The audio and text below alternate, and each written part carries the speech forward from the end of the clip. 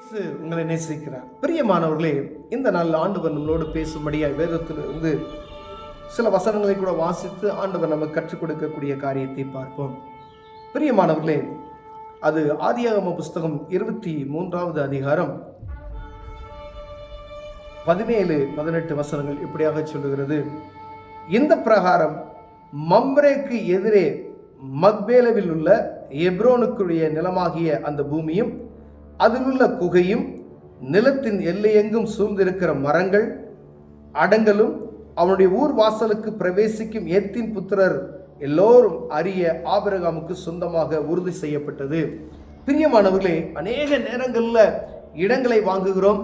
இடங்களை வாங்கி ஏமாந்து போகிற ஒரு காரியம் இருக்கிறது. இங்கு மனிதன் பூமியில் என்ன செஞ்சாரான்? ஏமாத்துகிறான். ஆனால் பாருங்க, 4000 வருஷம் 5000 வருஷத்துக்கு முன்பதாக ஆபிரகாமினுடைய மனைவி இறந்து போகிறதை நாம் இங்கே பார்க்கிறோம். சாராளை அடக்கம் பண்ணப்பட்டு அங்கே இருக்கக்கூடிய வேறு ஒரு தேசத்தில் அவர் இருக்கிறார். அந்த இடத்துல என்னுடைய இந்த பிரேதத்தை நான் என் முன்னாடி இடாதபடி அடக்கம் செய்வதற்கு என்ன செய்வது என்று யோசித்து, ஏதோ அரசாங்கம் கொடுக்குற இடத்துல நான் போய் அந்த இடத்துல அடக்கம் பண்ணணும், இல்லை எங்கேயாவது ஒரு இடம் இருந்துச்சுன்னா அங்கே போய் அடக்கம் பண்ண விடுவேன் அப்படின்னா அவர் நினைக்கல. அவர் சொன்னார் பாருங்க, அங்கே இருக்கக்கூடிய மனிதர்கள்லாம் அவர் சீமானா இருக்கிறார் ஆபிரகாம். அந்த ஊர் மக்கள் மத்தியில் அது வேற ஒரு நாடு, அந்த நாட்டில் இருக்கக்கூடிய மக்கள் நீங்க எங்கே அடக்கம் பண்ணுங்க, அங்கே அடக்கம் பண்ணுங்க என்று சொல்லி அவருக்கு இடம் கொடுக்கிறதை நான் பார்க்க முடிகிறது. எங்க வேணாலும் நீங்க இந்த இடத்துல நீங்க பயன்படுத்திக் கொள்ளுங்கள் என்று சொல்லுகிறதை பார்க்க முடிகிறது. பிரியமானவர்களே, நாமலாம் இருந்தா என்ன செய்வோம்? ஒரு ஆள் இங்க எடுத்துக்கங்க அப்படின்னு சொன்னா உடனே அதை எடுத்துக்குவோம். ஆனா அது பின்பதாய் வரக்கூடிய பிரச்சனைகளை நாம் யோசிக்காதபடிக்கு எங்கேயோ ஒருத்தர் எடுத்துக்கங்க, இந்த இடம் சும்மா தான் இருக்கு வச்சுக்கோங்க அப்படின்னு சொன்னா அவங்க சொந்த இடமா இருந்தாலும் செய்யும் நம்ம என்ன செய்யும்? எடுத்துக்கிறதுக்கு தான் நான் பார்ப்போம் மொழிய. ஆனா அங்கு எழுதப்பட்ட காரியம் பாருங்க, அந்த எத்தின் புத்திரருடைய கானான் தேசத்துல எப்ரோன் என்னும் கீரியாத் ஆர்பாவிலே சாராள் மரித்தாள். அப்பொழுது ஆபிரகாம் வந்து சாராளுக்காக புலம்பி அழுதான். பின்பு ஆபிரகாம் பிரேதம் இருந்த இடத்திலிருந்து எழுந்து போய் ஏத்தின் புத்திரரோட பேசி, அந்த மனிதரோட பேசி அங்க இருக்கக்கூடிய ஒரு நிலத்தை விலைக்கு வாங்குகிறதை பார்க்க முடிகிறது. இல்ல அவங்க எவ்வளவோ வற்புறுத்தினாலும் அதெல்லாம் எனக்கு வேணாம்.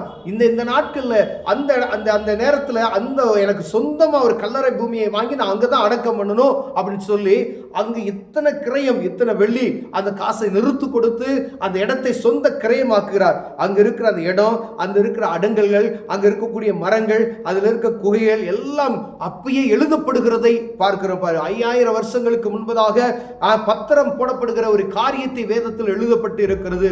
ஆனா இந்த நாட்கள்ல பாருங்க, நம்ம ஒரு சபையில இருக்கக்கூடிய ஒரு விசுவாசியா இருக்கிறோம், ஒரு தனிப்பட்ட மனிதனா இருக்கிறோம். எங்கேயாவது மரித்து போயிட்டோம் அப்படின்னு சொன்னோம்னா எங்க நமக்கு கல்ற கிடைக்காதோ அப்படின்னு சொல்லி ஆண்டவரையே விட்டு கொடுக்கக்கூடிய சூழ்நிலைக்கு நேராக நாம் தள்ளப்பட்டு இருக்கிறோம். பிரியமானவர்களே, இங்க வேதம் சொல்லுகிறது, சொந்த இடத்துல அவர்கள் என்ன செஞ்சாங்களாம்? ஒரு இடத்தை வாங்கி அங்க பணம் கொடுத்து வாங்கி அதில் அடக்கம் செய்கிறது இங்கே எழுதப்பட்டு இருக்கிறது. எவ்வளவு ஜாக்கிரதையாய் அவர் இருந்திருக்கிறார் பாருங்களேன். இதுல இப்படிதான் ப்ராப்பரா அதை செய்யணும்னு சொல்லி இந்த இடத்தை வாங்கணும், அந்த இடத்தை நம்ம சொந்த கிரயத்துக்கு வாங்கி கொள்ளணும். அது அவருக்கு சும்மா கொடுத்தா அதை எனக்கு வேணாம், அது ஒருபோது நான் வாங்க மாட்டேன்னு சொல்லுகிறது அந்த காரியம் எழுதப்பட்டு இருக்கிறது. இந்த அதிகாரத்தை முழுவதும் நீங்கள் படித்தீர்களால் அங்கு ஒரு பெரிய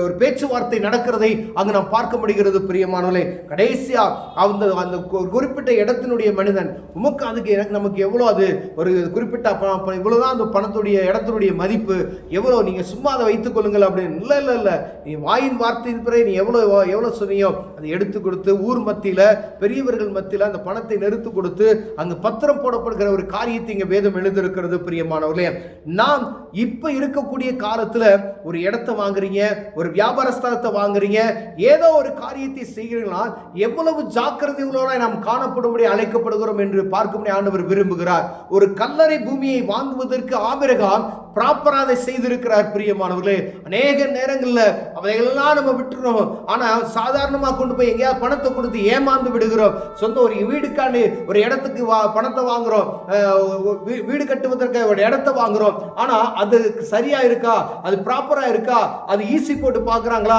அது லீகல் அட்வைஸ் பார்க்குறோம், எல்லாத்தையும் பார்க்கணும். அப்படிலாம் பார்க்கணும் இப்ப இருக்கிற காலத்துல. ஏன்னா ஒரே இடத்த 10 பேர் கிரயம் போட்டுறான். அப்ப எவ்வளவு கவனமா இருக்குன்னு பாருங்க. ஒரு கல்லறை பூமிக்கு ஆபிரகாம் எடுக்கக்கூடிய முயற்சி எவ்வளவு பெரியதா இருக்கிறது. இது நிமித்தம் அநேக காரியங்கள் நாம் கற்றுக்கொள்ள முடிகிறது.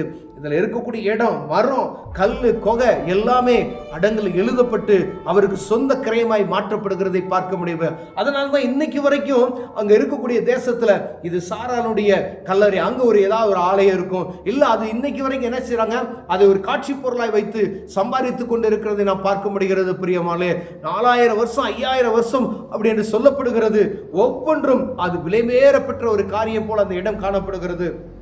நாம் அதுல ஜாக்கிரதை உள்ளவர்களா இருக்கும்படியா நம்ம அழைக்கப்படுகிறோம். பிரியமானவர்களே, ஒரு இடம் வாங்கினீங்கன்னா அதுல கவனமா இருங்க. ஒரு கார் வாங்கினீங்கன்னா அதுல ஒரு கவனமா இருக்கும்படியா ஆண்டவர் நம்மளோடு பேசிக்கொண்டு இருக்கிறார். அநேக நேரங்கள்ல நம்ம என்ன செய்யறோம், இந்த ஆண்டவரை நம்ம விட்டு பிரிஞ்சு போயிட்டோம்னா கல்ற தரமாட்டாங்களே என்று அநேகருக்கு நம் குழப்பங்கள் உண்டு. நம்ம ஆண்டவரை ஆராதிக்கிற பிள்ளைகளுக்கு செத்தா எங்கனால அரசாங்கம் நம்மளை புதைச்சு போடும். இல்ல சொந்த இடம் இருந்துச்சுன்னா சொந்த இடத்துல போதும், சொந்த இடம் இல்லைன்னா கவர்மெண்ட் நம்மளை அடக்கம் பண்ணிவிடும். பிரியமான, ஆனா ஆண்டவரை விட்டு பிரியாதபடிக்கு அவருக்கு கொடுக்க வேண்டிய கனத்தை நாம் கொடுப்போமேனால் ஆண்டவர் ஒரு நாள் கைவிட மாட்டார். பிரியமானவரே, ஆபிரகாம் ஆண்டவரை விசுவாசத்தின் நிமித்தமாய் வேறு தேசத்துல சொந்த கிரயமா இடம் வாங்கி அங்கு அடக்கம் செய்கிறதை நாம் பார்க்க முடிகிறது. ஒருவேளை இந்த நாட்கள்ல நம்முடைய இருதயங்கள் எப்படி இருக்கிறது? ஒரு பொருளை வாங்குவதற்கு நாம் எவ்வளவு அசாதாரணமா இருக்கிறோம், அல்ல அசாதாரணமா இருக்கிறோமா, கவனக்குறைவா இருக்கிறோமா என்று பார்க்கும்படி அழைக்கப்படுகிறோம். ஒருவேளை இப்படிப்பட்ட காரியத்துல கவனக்குறைவு நமக்கிட்ட இருக்குமே, இனி ஒரு சிறிய இடத்தை வாங்கினாலும் சரி, கார் வாங்கினாலும் சரி, எந்த ஒரு பொருளை வாங்கினாலும் அது விலைக்கரையும் எப்படி இருக்கிறது, எப்படி டாக்குமெண்ட் போடணும், அதில் இருக்கக்கூடிய எல்லா காரியங்களும் ஆராய்ந்து சரியாய் நிதானமாய் போடும்படியாய் அழைக்கப்படுகிறோம். பிரியமானவர்களே, இதில் நம்ம ஒருவேளை குறைச்சல் உள்ளவர்களாய் காணப்பட்டோம்னா கர்த்தர் கொடுக்கிற ஆசீர்வாதத்தை ப்ராப்பரான பயன்படுத்துவதற்கு ஆண்டவர் நமக்கு விசேஷத்தை ஞானத்தை கொடுக்கும்படியாய் கண்களை மூடி ஜெபம் செய்வோம். அன்பின் தகப்பனே, ஆண்டவரே, ஆபிரகாம் அவருடைய மனைவியின் சாராளு நிமித்தமாய் அவர் ஒரு சொந்த கல்லறை பூமியை அதில் எழுதப்பட்ட அந்த ஆண்டவருடைய பத்திரத்தில் எழுதப்பட்ட காரியங்கள், ஒவ்வொரு காரியமும் எழுதப்பட்டு சொந்த கிரயமாய் மாற்றப்படுகிற காரியம் எழுதப்பட்டு இருக்கிறது. நாங்கள் ஒவ்வொரு காரியம் நாங்கள் செய்யும் பொழுது ரொம்ப கவனமாய் நாங்கள் செய்து கொள்வதற்கு என் தேவன் இது நிமித்தம் எங்களை ஞானத்தை தருவீராக நாங்கள் ஜெபிக்கிறையா தாழ்த்தி அர்ப்பணிக்கிறோம். சகல துதிகர மகிமை நமக்கு எடுக்கிறோம். இயேசுவின் நாமத்தில் பிதாவே, ஆமென்.